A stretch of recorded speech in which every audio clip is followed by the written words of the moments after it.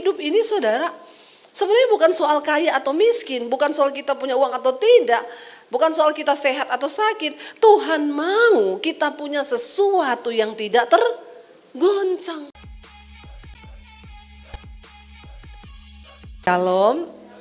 Iya, senang bisa berjumpa kembali. Kita semua dalam keadaan yang baik. Tema firman Tuhan hari ini adalah kerajaan yang tidak tergoncangkan. Yesus datang ke dalam dunia membawa kerajaan Allah. Karena dunia ini sudah rusak akibat dosa. Di dalam dunia ini ada kerajaan setan. Ya, tetapi Yesus datang membawa kerajaan Allah. Dan karena itu setiap kita yang tadinya hidup di bawah kutuk dosa, kita berada di bawah kuasa si jahat di dalam kerajaan iblis. Barang siapa yang percaya Yesus, kita dipindah dari kerajaan setan, kita dipindah kepada kerajaan Allah. Dan kita berada di dalam kerajaan yang tidak tergoncangkan. Kita baca bersama langsung saja Ibrani pasal 12. Ayat yang ke-18 mulai. Kita baca ya sampai dengan ayat yang sampai terakhir 29 ya. Ibrani 12 ayat 18 firman Tuhan berkata demikian. Baca bersama 1 2 3. Sebab kamu tidak datang ya kepada gunung yang dapat disentuh dan api yang menyala-nyala, kepada kegelapan dan angin badai. Ayat 19. Kepada bunyi sangkakala dan bunyi suara yang membuat mereka yang mendengarnya memohon supaya jangan lagi berbicara kepada mereka. 20. Sebab mereka tidak tahan mendengar perintah ini, bahkan jika binatang pun yang menyentuh gunung ia harus dilempari dengan batu. 21. Sebab ya dan sangat mengerikan pemandangan itu sehingga Musa berkata, aku sangat ketakutan. Dan ini adalah sebuah gambaran tentang Tuhan di zaman perjanjian lama. Tuhan Allah di zaman perjanjian lama tidak menampakkan diri di dalam satu bentuk, tapi dia menyatakan diri dalam angin, badai, di dalam api. Dan dikatakan di sana bahkan Musa berkata, aku sangat ketakutan dan sangat gemetar. Pada zaman perjanjian lama setiap orang yang dijumpai Tuhan itu pasti akan merasa takut. Tuhan berkata kepada Musa, tanggalkan kasutmu, engkau saja datang menghadap aku di gunung. Jangan sampai ada seorang pun dari umat Israel yang ikut, karena sudah pasti mereka akan mati. Di dalam kekudusan Tuhan tidak ada seorang pun yang bisa bertahan. Di zaman perjanjian lama Tuhan tidak menyatakan dirinya dalam bentuk rupa, tetapi dalam angin, badai, api, dan semua orang ketakutan.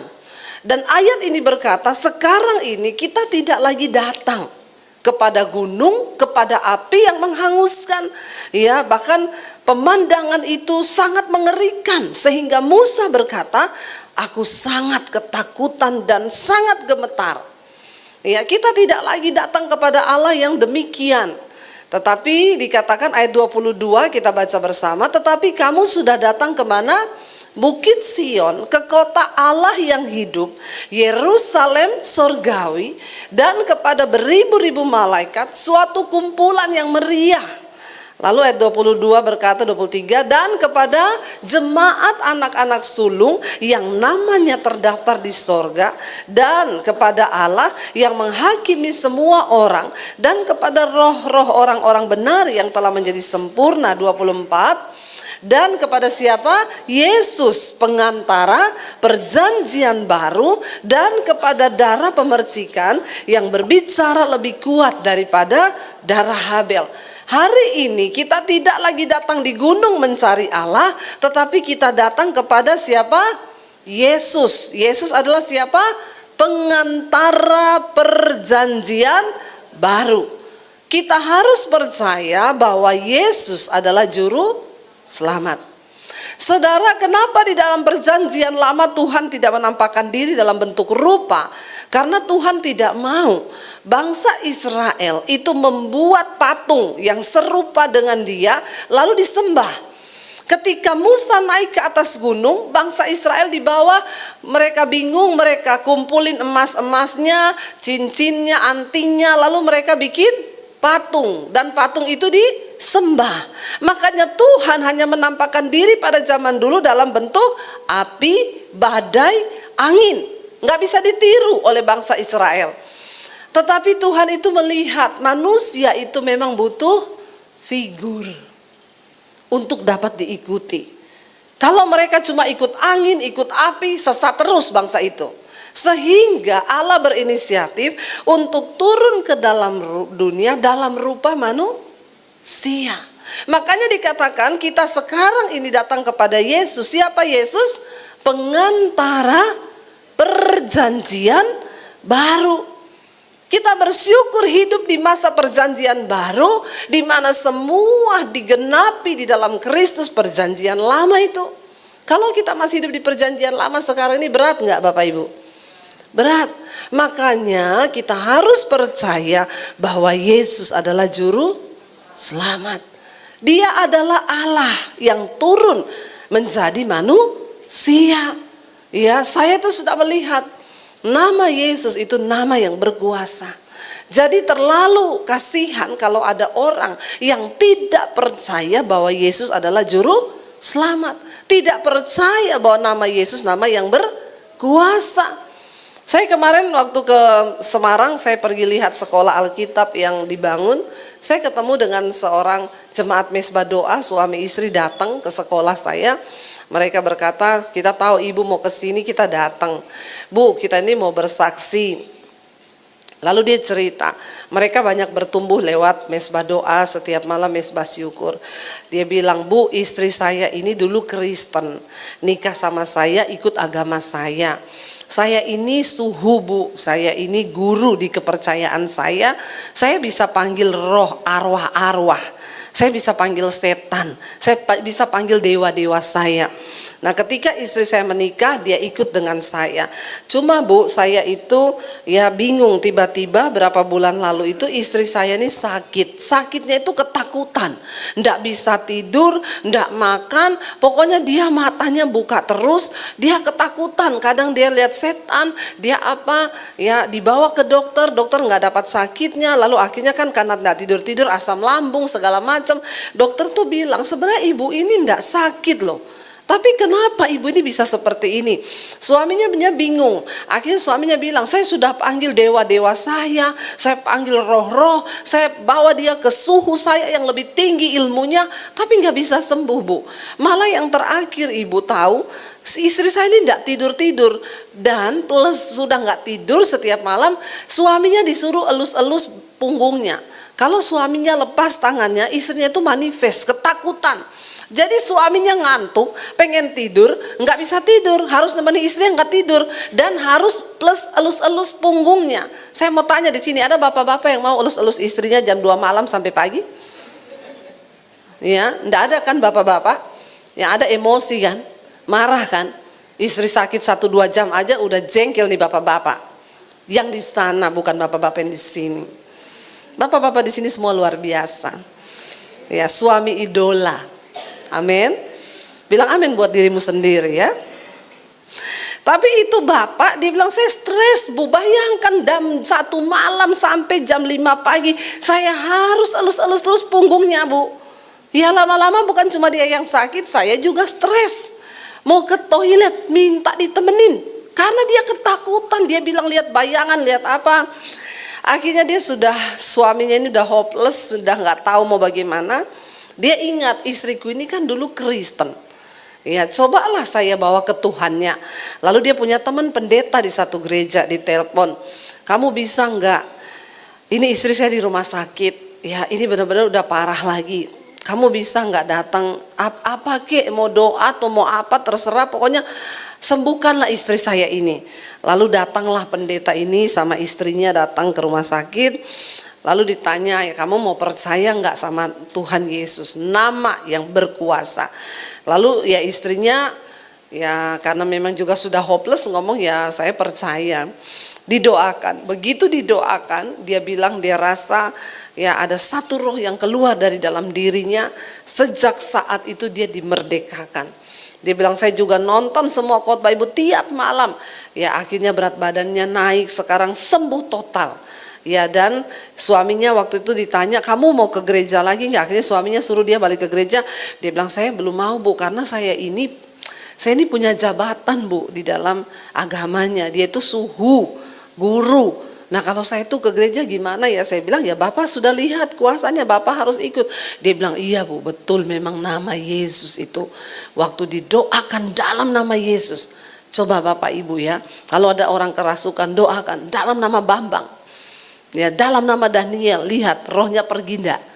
Tapi coba Bapak Ibu sebut dalam nama Yesus. Saya tuh kalau doa pelepasan, begitu ngomong dalam nama Yesus itu orang teriak, panas, panas. Berarti nama Yesus itu berkuasa. Dan iblis pun tahu. Apalagi kalau kita menyebutnya dengan iman, percaya. Kita sekarang sudah datang kepada Yesus. Dia pengantara perjanjian baru. Jangan ada seorang pun yang menyangkal Yesus juru selamat, dia Tuhan. Dan dia adalah memang Allah yang menjelma menjadi manusia. Lalu dikatakan ayat yang ke-25 di sana, kita baca bersama, jagalah supaya apa? Kamu jangan menolak dia. Jaga saudara. Hari-hari ini banyak pengajaran-pengajaran yang tanpa disadari ya membuat iman kita bergeser. Oh ya, Yesus itu cuma manusia biasa. Ya dia nggak ada apa-apanya sama Adam, itu sama aja. Hati-hati Bapak Ibu, Yesus adalah Tuhan Juru Selamat yang harus kita percaya dan jagalah. Kalau firman ini mengingatkan jaga supaya jangan ada yang menolak dia, berarti Alkitab sudah tahu bahwa di akhir zaman akan ada orang-orang yang menolak dia. Nama yang berkuasa itu. Jangan sampai kita menolak dia. Sebab jikalau mereka yang menolak dia yang menyampaikan firman Allah di bumi tidak luput, apalagi jika kita berpaling dari dia yang berbicara dari sorga. Dikatakan di sini kita menolak firman yang disampaikan di bumi aja. Saudara menolak pemberitaan firman Tuhan oleh hamba Tuhan. Itu saja dikatakan ya hati-hati loh. Walau sejelek apapun pendeta itu, kalau dia menyampaikan firman dan firman itu benar, terima firman itu. Jangan kau tolak, karena orang yang menolak firman itu bahaya, asal firman yang benar. Apalagi kalau kita menolak Tuhan yang berfirman, ya. Hati-hati, ayat 26 berkata begini saudara. Waktu itu, baca bersama, waktu itu suaranya menggoncangkan bumi. Tetapi sekarang ia memberikan janji satu kali lagi. Aku akan menggoncangkan bukan hanya bumi saja, melainkan langit juga. Jadi Bapak Ibu, banyak orang ketakutan bumi mau digoncangkan. Kiamat akan datang, bumi ini akan meledak dalam ledakan yang luar biasa. Sehingga banyak ahli-ahli ya antariksa yang mulai mencari ilmu pengetahuan. Ada kehidupan di Mars, ada kehidupan di bulan. Tomat bisa berbuah, berarti manusia juga bisa hidup di sana. Ada oksigen, ada nitrogen, yang bagaimanapun itu mereka bilang bisa. Jadi kalau kiamat datang, bumi hancur, maka kita bisa pindah.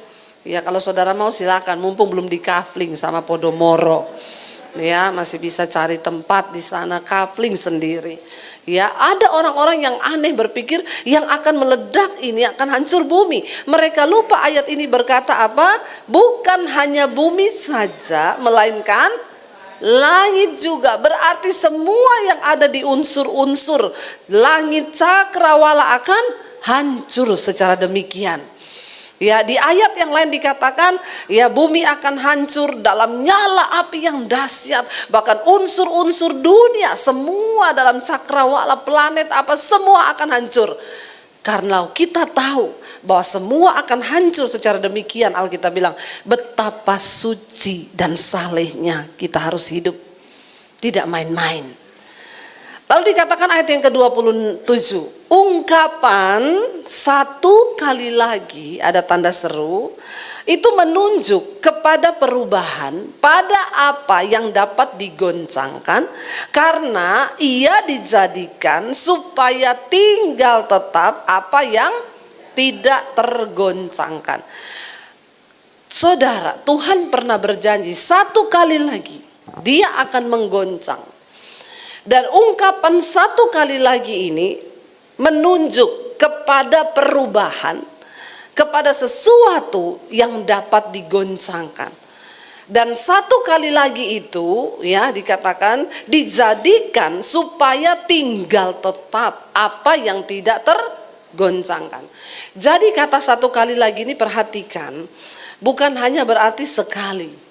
Kata ini bisa berulang kali, satu kali lagi, besok satu kali lagi. Kalau kita belum lulus dalam ujian, maka ungkapan satu kali ini akan terus datang dalam hidup kita. Contoh, kalau saudara masih menaruh harapan pada harta uang, ketika engkau kehilangan atau engkau ditipu teman bisnismu, lalu imanmu goncang, damai sejahteramu goncang, berarti imanmu itu masih bisa tergoncangkan.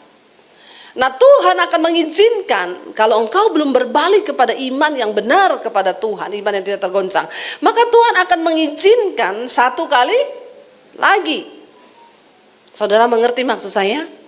Selama engkau masih bisa tergoncang, imanmu tergoncang, karaktermu tergoncang, damai sejahteramu tergoncang, maka engkau akan terus mengalami yang namanya satu kali lagi. Tujuannya supaya apa dikatakan? Tinggal tetap apa yang tidak tergoncangkan.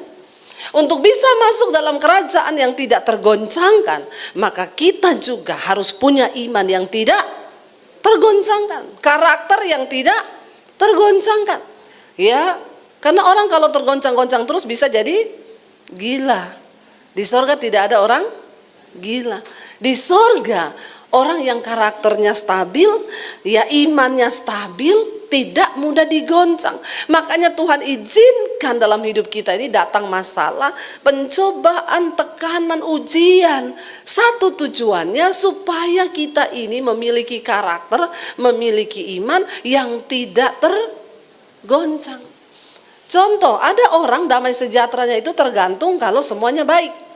Kalau suamiku baik, keluargaku baik, ya aku damai.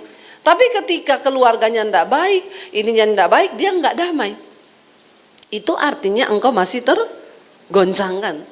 Ada orang-orang dia bisa mengasihi mertuanya, iparnya kalau mereka juga berbuat baik. Tapi kalau dia nggak berbuat baik, saya juga nggak mau. Buat apa? Itu namanya engkau masih tergoncangkan. Belum tinggal di dalam kebenaran yang tidak tergoncangkan.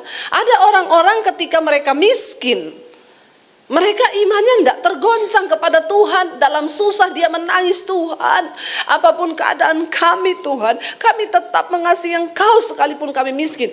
Lalu dia diberkati Tuhan. Ketika diberkati, tergoncang imannya, tidak pelayanan lagi. Hidupnya berubah. Ini namanya kita masih tergoncang. Nah, Tuhan akan kembalikan lagi engkau. Oh, ini belum siap. Makanya ada orang-orang yang memang belum siap diberkati, saudara. Jangan engkau bertanya kenapa dia bisa diberkati, ada yang tidak ya. Karena untuk diberkati pun perlu mental, perlu karakter yang benar-benar siap. Ada orang datang ke saya, Bu, suami saya waktu masih miskin dulu, kami rajin berdoa, mesbah doa. Ya, tapi ketika sekarang dia diberkati, selingkuh, Bu. Punya uang banyak, sekarang selingkuh. Ya kalau gitu ibu doa lagi biar miskin lagi, amin. Loh iya toh, mending gitu kan. Daripada kaya selingkuh, mending miskin takut Tuhan. Itu kan yang benar. Ya, tapi makanya hidup ini saudara, sebenarnya bukan soal kaya atau miskin, bukan soal kita punya uang atau tidak, bukan soal kita sehat atau sakit. Tuhan mau kita punya sesuatu yang tidak tergoncang. Waktu saya masih susah dulu, bagi saya memberi uang kepada orang 50.000 itu udah gede. Ya, bahkan kadang saya tinggal punya uang segitu, disuruh Tuhan nabur segitu, saya berani karena mungkin ukurannya masih kecil. Tapi ketika sekarang kita diberkati Tuhan, Ya, jangankan bilang 50.000, ya 50, 100.000 tuh ya kita nabur lah buat tukang toilet di mall, ya. Saya bersaksi ini benar Bapak Ibu. Engkau tidak akan miskin dengan engkau menabur. Tidak akan miskin kalau engkau punya berkat berlebih, bagi. Ya, saya pernah kasih tukang toilet satu kali 100.000, dia sampai sujud nangis loh. Ya Allah, Ibu kok banyak banget 100.000 loh. Buat saudara 100.000 itu kadang buat apa? Buat beli kopi sama roti di Starbucks. Tapi kadang bagi orang-orang tertentu ketika engkau ngasih dia 100.000, dia nangis tersungkur karena mungkin hari itu susu anaknya habis. Kita nggak pernah tahu. Ya, belajarlah saudara. Nah, ketika kami diberkati saudara, saya cuma bilang Tuhan, jangan sampai kami ini tergoncang loh. Ketika kami sudah terima berkat, lalu kami berubah tidak seperti dulu. Jadi kami terus menguji saudara. Ya, kalau saudara bisa lihat saya pakai barang mahal, saya pakai sepatu ini dikasih orang, kalau nggak dikasih nggak saya pakai, nggak saya beli. Ya buat apa beli mahal-mahal begitu? Buat saya sayang, saya bisa nggak bisa beli 10 bisa. Tapi uang itu akan lebih berarti ketika kita kasih di tempat yang memang membutuhkan. Ya, 15 juta daripada buat beli sepatu, buat semen, bangun pastori di desa itu sudah berarti sekali. Ya, pasang keramik, ya, pasang ini itu sudah berarti. Satu kali saya itu mendengar suara Tuhan. Ya, saya lupa nggak tahu saya sudah pernah saksikan di sini apa belum. Ya, beberapa ini barusan. Tiba-tiba Tuhan tuh suruh saya memberkati kasih mobil seorang hamba Tuhan. Ya, Tuhan itu bicara sama saya. Kamu harus berkati hamba Tuhan itu, kamu kasih dia mobil. Mobilnya apa? Mobilnya sesuai dengan punyanya wakil gembalanya. Wakil gembalanya beli mobil baru karena istrinya dokter. Dia beli mobil baru yang harganya 425 juta. Terus Tuhan tuh ngomong sama saya, kamu harus kasih dia mobil. Respon saya waktu mendengar itu apa saudara? Saya tengking dalam nama Yesus, setan ini. Iya enggak? Kita manusia, saya juga manusia. Enggak, ini pasti suara hatiku. Saya enggak mau dengar. Saya bergumul saudara. Itu suara datang terus di hati saya. Saya tengking terus datang, berulang kali saya tengking. Ya makanya banyak orang Kristen datang sama saya, Bu, saya pengen dengar suara Tuhan, gimana caranya? Saya bilang, kamu siap dengar suara Tuhan? Nggak enak loh. Kamu pikir enak dengar suara Tuhan? Dengar suara Tuhan tuh nggak enak. Sering kali ada hal-hal yang bertentangan dengan daging kita, dengan kenyamanan kita. Tapi sering kali itu yang Tuhan goncang. Ya saya tahan saudara, berhari-hari, berbulan-bulan. Saya nggak kuat lagi dengan suara itu. Itu yang Rasul Paulus bilang, kita ini tawanan roh. Ya, saya nih kalau suruh menabur pembangunan di gereja desa-desa, ya transfer 50 juta, 100 juta, nggak terasa lah transfer satu gereja karena nggak langsung. Tapi ini 425 juta keluar langsung untuk satu orang. Wah, ini saya mikir, saya tengking itu suara. Tapi Tuhan bicara terus. Lalu saya bilang gini, Tuhan, Firman-Mu berkata, istri itu tunduk kepada suami. Jadi saya akan uji, saya akan tanya kepada suami. Suami saya ini agak pelit, bukan pelit ya, perhitungan. Bahasa halusnya, bapak-bapak itu biasa lebih perhitungan daripada istri, ya enggak? Ya karena otak kirinya jalan, bapak-bapak itu kalkulatornya lebih jalan. Ya beda sama perempuan yang hanya pakai feeling kadang-kadang. Saya bilang, Tuhan, suami saya ini kan perhitungan. Tapi kan Tuhan gak pernah salah toh. Firman-Mu berkata, istri itu tunduk sama suami. Jadi saya akan ngomong ke suami. Kalau suami saya setuju, ya saya lakukan. Kalau tidak, ya berarti tidak Tuhan. Ya enggak? Ya enggak apa-apa dong, kita pakai firman kok, tolak ujinya kan firman. Nah kalau Tuhan memang Tuhan, kan dia nggak pernah salah toh. Menurut Bapak Ibu Tuhan salah nggak? Enggak.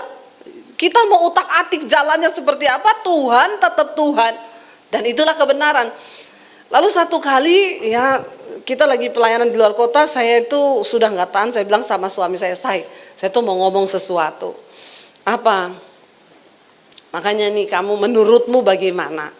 Ya saya disuruh Tuhan, saya dapat suara Tuhan di hati, beliin Pak Pendeta ini mobil. Dan Tuhan tuh ngomong, mobilnya sesuai yang punyanya wakil gembalanya. Itu 425 jutaan udah saya cek. Menurutmu gimana? Suami saya diam 1000 bahasa, tumben dia diam terus dia bilang gini, Tuhan sudah ngomong ini sama saya dari bulan Januari lalu. Saya syok saudara. Saya bilang, oh jadi ternyata karena kamu tuli, makanya Tuhan tuh harus ngomong sama saya. Jadi dia ternyata sudah dapat itu dari bulan Januari. Dia tahan karena memang dia pelit. Dia nggak mau ngomong sama saya, dia tahan. Dia bilang, ini yang aku takutkan, justru kamu yang ngomong. Karena ternyata dia juga tunggu. Tuhan kalau memang dari Tuhan, ya Tuhan ngomong sama istriku. Dan dia nggak mau ngomong sama saya. Karena kalau dia ngomong, mungkin saya akan langsung gini, iya kita belilah saya. Tapi ini saudara, Tuhan itu enggak pernah salah toh. Saya bilang, oh berarti makanya Tuhan tuh ngejar saya terus. Lah saya ini minta tanda dari Tuhan. Kalau suami saya oke, saya kasih lah. Menurutmu gimana? Dia bilang, lah orang Tuhan udah ngomong sama saya dari Januari. Ya berarti kita rela ya. Ya udah kita rela. Hati kita Tuhan, oke, saya enggak mau tergoncang Bapak Ibu. Waktu kami dulu pas-pasan, ya mungkin keluar uang 100.000, 1 juta itu masih bisa. Tapi ketika Tuhan memberkati kita dengan berkat yang lebih, dan dia bicara satu saat, lalu kita nggak mau kasih, itu namanya iman kita sudah tergoncang. Saya bilang, Tuhan aku ini hanya bendaharamu. Lalu Tuhan tuh ngomong gini, iya kamu bayangkan ya, kalau kamu punya bendahara di dunia, siapa yang pengusaha di sini? Kau punya bendahara. Lalu engkau bilang, besok tolong siapin uang ya, saya mau bayar cicilan, atau saya mau sewa ruko. Lalu bendaharamu ngomong, gak mau pak, gede banget. Saudara marah gak sama bendaharamu? Lah itu kan uang saya, kamu ini cuma tak suruh catat keluarin. Gak mau, pokoknya saya gak mau keluarin uang segitu. Lah saudara marah gak? Saudara pecat nggak itu bendahara? Ini ada orang nggak di sini? Nggak usah pura-pura nggak dengar. Ya, coba kita uji hati kita. Kalau hati saya tidak rela dengan jumlah segitu, berarti saya mulai imannya tergoncang karena berkat. Tapi ketika kita mau belajar, Tuhan, iya aku ini hanya bendaharamu. Apapun yang Tuhan suruh, aku harusnya yes kan. Ada orang waktu miskin, ya dia kuat imannya, tapi ketika kaya, diberkati, imannya goncang. Mulai dia tambah pelit, justru ada loh orang-orang begitu. Waktu masih nggak punya pekerjaan, ada uang seberapa, dia berkati ponaannya, dia beliin baju. Ada orang yang cerita itu bu, dulu bu, waktu belum kaya bu, baik sama ponaan, dia ada seberapa dibagi. Sekarang setelah kaya, pelit, melitit. Berarti imanmu goncang loh. Dan hati-hati kalau engkau masih goncang, Tuhan bilang 1 kali lagi, aku akan goncang dia, supaya tinggal tetap satu yang tidak tergoncang. Kalau karaktermu masih goncang, damai sejahteramu masih goncang, maka Tuhan akan izinkan 1 kali lagi, dan engkau akan digoncang. Jadi hari ini, biar kita bilang, Tuhan, apapun keadaanku hari ini, aku mau belajar punya iman yang tidak tergoncang. Kenapa? Karena kita disediakan satu kerajaan yang tidak tergoncang. Enggak ada orang-orang yang tergoncang masuk dalam sorga. Karena itu adalah kerajaan yang tidak tergoncang. Enggak gampang saudara. Ya, lalu dikatakan di sana ayat 28 berkata apa? Jadi karena apa? Kita menerima kerajaan yang tidak tergoncangkan. Marilah apa? Kita mengucap syukur dan beribadah kepada Allah menurut cara yang berkenan kepadanya dengan hormat dan takut. Ayat 29, sebab Allah kita adalah api yang menghanguskan. Memang zaman sekarang Tuhan sudah tidak muncul dalam bentuk api yang menghanguskan, tetapi engkau tidak bisa mengurangi standar Tuhan, yaitu kekudusan. Orang-orang yang tidak berdiri dalam kekudusan, satu saat nanti Allah kita akan menjadi api yang menghanguskan ketika dia datang kali yang kedua dengan penghakiman. Ingat saudara, Yesus datang yang pertama membawa kasih untuk menyelamatkan. Dia datang bawa anugerah, tapi dia akan datang kali yang kedua membawa penghakiman. Kali yang kedua Yesus datang akan sebagai hakim. Karena itu hati-hati, ayo kita beribadah dengan cara yang berkenan kepada Tuhan. Ya, jangan cuma ikuti ajaran pendeta, tapi yang sesuai dengan firman Tuhan. Karena sekarang banyak pengajaran-pengajaran yang tidak sesuai. Iya, masih ada yang berkata, saudara saya mau ke Israel, saudara boleh titip permohonan doa, taruh di amplop, jangan lupa kasih dolar 200 ya. Saudara pikir dengan doamu didoakan di Israel, terus Tuhan itu berkenan atas hidupmu? Saudara pikir setelah ada pendeta bawa permohonanmu, mau ke Nigeria, mau ke Amerika, mau ke Yerusalem, mau di tempat Yesus lahir, terus itu mendatangkan perkenanan Tuhan atas hidupmu? Hello, bertobat orang Kristen. Engkau harus punya pemahaman iman yang benar supaya engkau berkenan kepada Tuhan. Jangan mau dibodoh-bodohin. Ya, enggak usah titip-titip doa. Ada peserta tanya sama saya, Ibu Debbie kan ke Israel bolak-balik. Ibu yang paling merinding, Bu, yang paling ibu rasa hadirat Tuhan itu di tempat mana, Bu? Saya bilang, kamu mau tahu saya paling merasakan hadirat Tuhan di mana? Di kamar, di tempat tidur ketika kita berdoa. Yesus berkata, ada saatnya dia bilang sama perempuan Samaria, nenek moyangmu mencari Allah di gunung, kalian menyembah di gunung. Memang dari zaman perjanjian Allah, dari zaman perjanjian lama, Allah selalu menampakkan diri di gunung, Musa. Tetapi ketika zaman perjanjian baru, Yesus bilang, kami mencari Allah di Yerusalem karena ada bait Allah di sana. Tapi Yesus bilang kepada perempuan Samaria itu, tapi ada saatnya dan akan datang waktunya. Orang tidak lagi akan mencari Allah di gunung atau di Yerusalem, tetapi orang akan menyembah Tuhan di dalam roh dan kebenaran. Bilang amin. Jadi jangan kau pergi cari Tuhan di Yerusalem. Ya, kalau kita datang ke sana buat apa? Kita wisata rohani. Kita mengenang Yesus pernah datang di situ. Yesus pernah lahir di sini. Yesus pernah mati di situ. Ya, tapi nggak usah merinding-merinding. Amin. Ya, karena Yesus bilang, kalau engkau mau berdoa ketemu Bapamu di tempat yang tersembunyi, maka masuklah ke dalam kamarmu. Tutuplah pintu. Sebab Bapamu ada di tempat yang tersembunyi, maka engkau yang berdoa di tempat yang tersembunyi, engkaulah yang akan dijawab oleh Bapa yang ada di tempat yang tersembunyi. Enggak perlu engkau dengarkan orang, engkau berdoa. Kalau engkau berpuasa, minyaki rambutmu, cuci mukamu supaya orang tidak tahu kalau engkau lagi puasa. Enggak usah bikin status di Instagram, puji Tuhan hari ini puasa. Udah hilang upahmu. Ya. Makanya Bapak Ibu, ayo kita ini ya beribadah kepada Tuhan dengan hormat dan takut, sebab Allah kita adalah api yang menghanguskan. Ingat, kita akan disediakan kerajaan yang tidak tergoncang. Bisa masuk ke dalam kerajaan itu tidak mudah. Ada harga yang harus dibayar. Makanya dengar pengajaran-pengajaran yang benar. Ya, ada yang hamba Tuhan berkata, Yesus adalah sahabat orang berdosa. Titik. Semua orang berdosa, yang homo, yang lesbi, yang pelakor. Amin, amin, amin. Saya bilang jangan lupa ditambahin. Yesus sahabat orang berdosa yang mau bertobat. Amin. Jangan dipenggal di situ tok. Makanya yang homo tetap homo, lesbi tetap lesbi, pelakor tetap pelakor. Karena dia bilang kan Yesus sahabat orang berdosa. Jadi aku dosa terus supaya jadi sahabatnya pret. Hati-hati Bapak Ibu. Sekarang ini banyak pengajaran yang hanya menyenangkan telinga.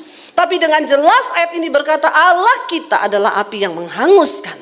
Karena itu engkau perlu beribadah kepada Dia dengan takut dan hormat. Hormati Tuhan. Sejauh mana hidupmu itu tergantung dari bagaimana cara engkau menghormati Tuhan.